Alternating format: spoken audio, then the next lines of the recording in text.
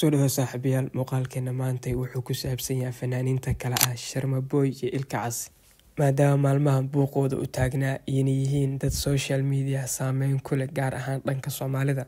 Waxaan isla eegaynaa dhaqaalaha ay ka sameeyaan barahooda bulshada maadaama laba fanaan yihiin nin walbana talent u leeyahay. Fankooda waxay ku soo gudbiyaan baraha bulshada gaar ahaan YouTube. Marka laga hadlayo YouTube waa platformka ugu weyn ay dadku wax ku soo bandhigaan kaasoo sidoo kale dadku dhaqaale badan ay ka sameeyaan. Haddaba waxaan isla eegaynaa Sharma Boy iyo Ilka Casi mid walba lacagta uu ka sameeyo YouTube.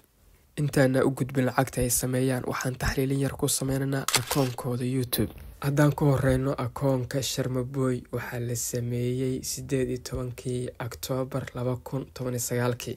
wuxuuna haystaa subscribe gaaraysa 1,980,000. dhammaan muuqaaladiisana waxaa daawaday dad kor u dhaafaya 460 milyan.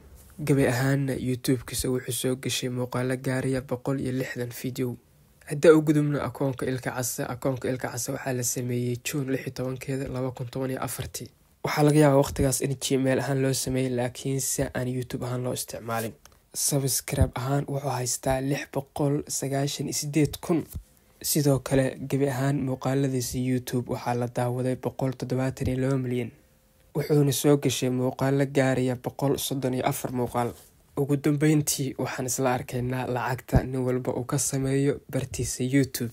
haddaan ku horeyno Ilka Casi bishii wuxuu ka sameeyaa bartiisa YouTube $652 ilaa 10,400. waa inta ugu sareysa iyo inta ugu hooseysa celcelis ahaan.